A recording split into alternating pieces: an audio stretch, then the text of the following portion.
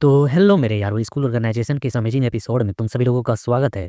तो जैसा कि हम सभी लोगों ने लास्ट एपिसोड में देखा था कि जो वह ओमी थी वह योची के कमरे में आकर उसे कुछ जानकारियों वाली पेपर्स दे रही थी क्लास बी की, और अचानक से उसे गर्मी लगने लगी थी जिसकी वजह से वह अपने ऊपर के क्लोथ्स को उतार कर वहाँ पर अपने हाथ से ही पंखा चलाने लगती और कहती, उफ आखिरकार तुम्हारे कमरे का हीटर कितना ज़्यादा तेज़ है, मुझे इतनी ज़्यादा गर्मी आखिरकार क्यों महसूस हो रही है। और वह योची से पूछती भी है कि आखिरकार तुम्हारा बाथरूम किधर है, जहाँ कर मैं थोड़ा सा शावर लेना चाहती हूँ। बट इतने से ही सीन को देखकर यहाँ पर योची की नाक से ब्लड रिलीज हो रहा था, बंदा ठरकी है। और इसी वजह से वो फिर कहता है कि तुम अभी के अभी मेरे कमरे से बाहर चली जाओ। और फिर हमें सीधे नेक्स्ट डे का सीन दिखाया जाता है, जहाँ पर टीचर यानी कि सेंसे साई क्लास ले रहे होते हैं और वो बता रहे होते हैं, तुम सभी बिजनेस डिपार्टमेंट के बच्चों का जल्द ही एक फेस्टिवल आने वाला है जो कि हमारे स्कूल के द्वारा कराया जाता है। नॉर्मली तौर पे मैं कहूँ तो तुम लोगों का स्पोर्ट फेस्टिवल आने वाला है। तुम बेल बुद्धियों को एक दूसरे के साथ फाइट करना है, इस तरीके से सीधे तौर पर समझ सकते हो। तुम्हें यह एक्सेप्ट करना होगा।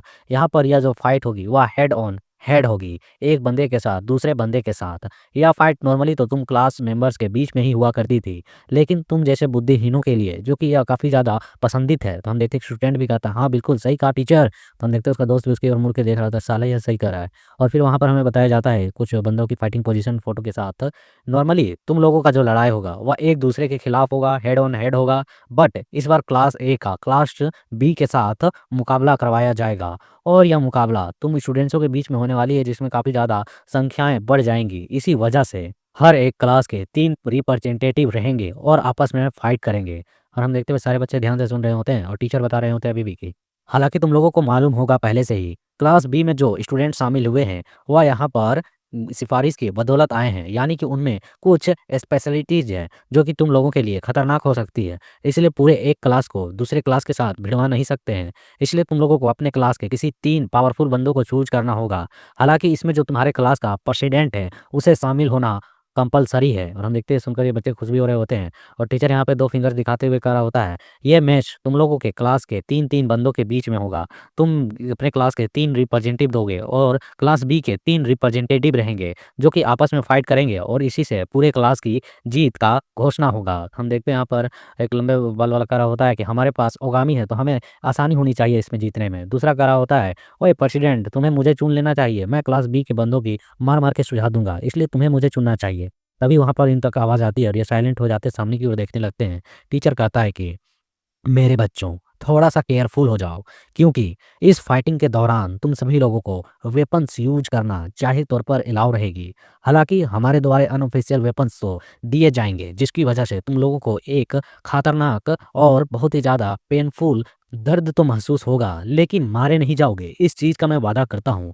क्योंकि वहाँ पे हमारे जैसे टीचर्स तुम लोगों पर निगरानी रख रहे होंगे, तुम्हें जान से मरने नहीं देंगे। और वह घूर के दिखाते हुए कहता है अपने कटे हुए हाथ से चश्मा ठीक करते हुए कि लेकिन तुम लोग ज़िंदगी भर के लिए अधलंगे, अधेड़े, अपाहिज बन सकते हो, इसकी मैं किसी तरीके से गारंटी नहीं दे सकता हूँ। इसलिए अपने प्रेसिडेंट ओगामी पर थोड़ा-सा भरोसा रखना कि वह तुम लोगों के में से किन मेंबरों को चूज़ करता है। अगर वे वो लायक हुए तो ही वह बच पाएँगे, वरना बाकी चीज़ों का रिस्क तुम्हारे ऊपर है।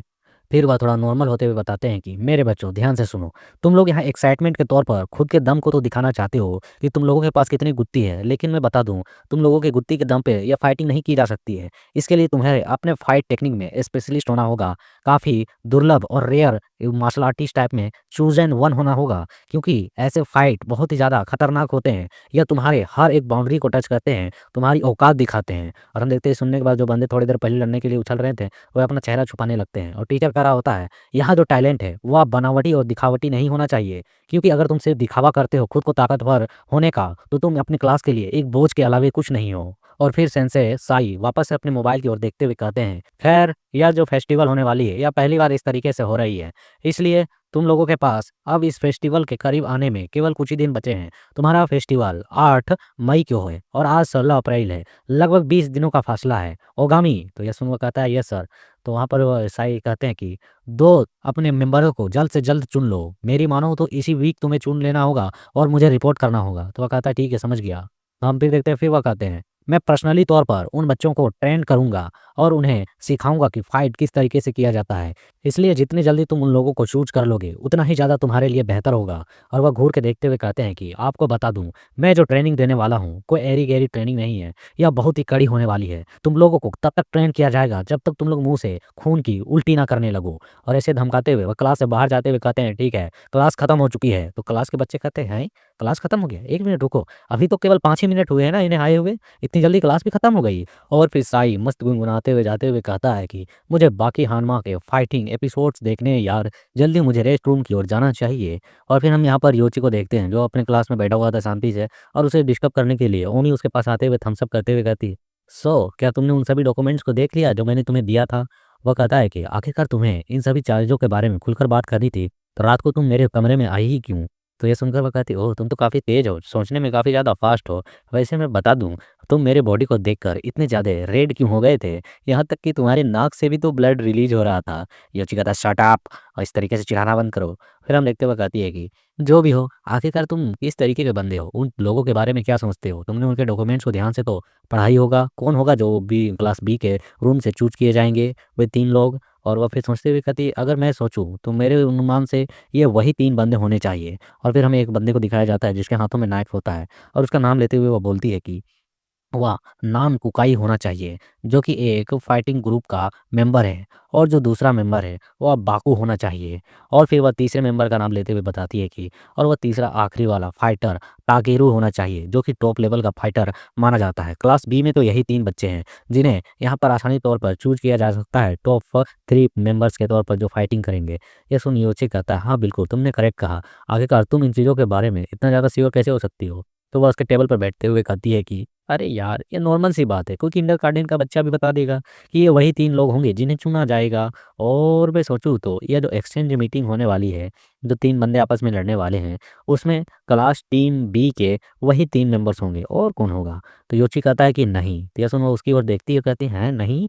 तो योची बोलता है, फाइल में एक चीज़ गायब थी, एक मेंबर जो नहीं था उसमें। ये सुनवा कहती है, अरे बाप रे! तुमने फाइल्स इतनी ज़्यादा पढ़ ली और उनमें से कोई एक गायब भी है? वो कहता है, हाँ, उनमें से एक नाम नहीं है।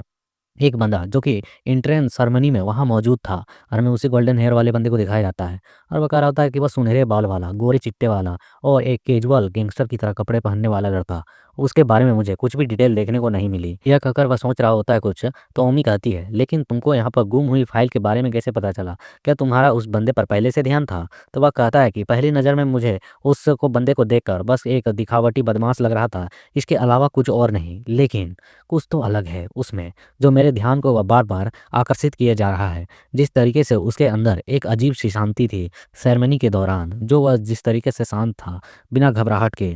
तो यह सुन ओमी कहती है, क्या? बिना घबराहट के? और नर्वस नहीं हो रहा था उस सेरेमनी वाले सीन्स को देखने के बावजूद भी? तो वह कहता, हाँ, उसमें बिल्कुल अजीब-सी शांति थी। तो यह सुन वो कहती, अच्छा, तो फिर मैं समझ गई, यह तो बिल्कुल तुम्हारे ही तरह था। तुम भी तो इसी तरीके से बिल्कुल शांत रहते हो। इसका मतलब वह बंदा कम से कम तुम्हारे लेवल का होगा, या फिर तुमसे भी ज़्यादा स्ट्रॉन्ग होगा।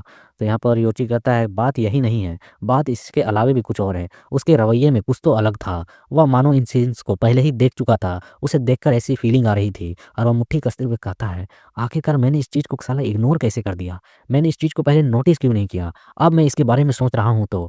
वह बंदा जब पहले ही बोल दिया था, उस बंदे को, बच्चे को बुलाया गया था वहाँ पर अरीना में, तो उसी वक़्त इसने कह दिया था, ये देखो, यहाँ पर अब सेरेमनी जो है वह स्टार्ट होने वाली है हमारे एंट्रेंस ग्रुप का। और वो योची कहता है कि उसे पहले ही पता था आखिरकार क्या होने वाली है। फिर वह बड़बड़ाते हुए कहता है, लेकिन ऐसा भी तो हो सकता है कि जो स्पेशल स्टूडेंट्स के तौर पर जो एडमिशन लिए हैं उन्हें यह जानकारी पहले दी गई हो। फिर वह घूरते हुए कहता है, लेकिन इसके बजाय उसके अंदर की जो शांति थी वह तो बिल्कुल अलग ही थी, मानो वह इन चीज़ों का एक्सपीरियंस पहले ही ले चुका था। आखिरकार वह किन सिचुएशनों से गुजरा होगा। और हम देखते हैं ओमी उसे धकेलते हुए कह रही होती है, ओए ओए, आखिरकार तुम अपने माथे पे इतना ज़्यादा लोड क्यों डाल रहे हो सोचते हुए चीज़ों को? और यहाँ युवती अभी भी अपने मन में कह रहा होता है, अगर मेरा अंदाज़ा सही है तो वह बंदा अन्य मेंबरों से बहुत ही ज़्यादा अधिक जानकारियों को रखता है, और इसके अलावे वह कुछ और भी चीज़ें हैं जो छुपा रहा है। ओमी कहती है कि आखिरकार तुम क्या सोच रहे हो? अन्य क्लास से अदर क्लास के मेंबर्स के बारे में इतना ज़्यादा कौन सोचता है? और वैसे तुम यहाँ पर और स्टूडेंटों की जानकारी लेना चाहते हो? तो वह खड़ा होते हुए कहता है कि हाँ, मुझे अपने से सीनियर क्लास के मेंबर्स के बारे में जानना है। तो ये सुन ओमी कहती है, क्या आपको और भी मेंबर्स के बारे में जानना है? तो यहाँ पर यो कहता है, हाँ बिल्कुल, क्योंकि मुझे लगता है कि वह हमारी क्लास का स्टूडेंट नहीं है, बल्कि हमारा सीनियर स्टूडेंट हो सकता है। ये सुन वह कहती है कि हैं?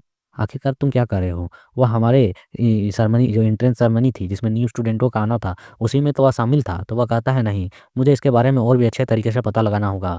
मैं यहाँ से जा रहा हूँ। तो वह कहती है आखिरकार तुम क्लास शुरू होने वाली है, अगली क्लास तुम कहाँ जा रहे हो? तो वह कहता है कि तुम टीचर को बता देना कि मैं इलाज कराने के लिए गया हुआ हूँ हॉस्पिटल की ओर। यह सुन वह कहती है कि क्या सचमुच में तुम यहाँ सीनियर स्टूडेंटों के बारे में जानने के लिए क्या घुसपैठ करना चाहते हो? अगर तुम पकड़े गए उनके द्वारा तो तुम्हारा जो सैंडविच की तरह है उस तरीके से कुचले जाएगा जिस तरीके से किसी केक को कोई कुचलता है। तो बस वो कहता है मैं तुम्हारी तरह जितना लापरवाह नहीं हूँ इसलिए मेरी चिंता मत करो।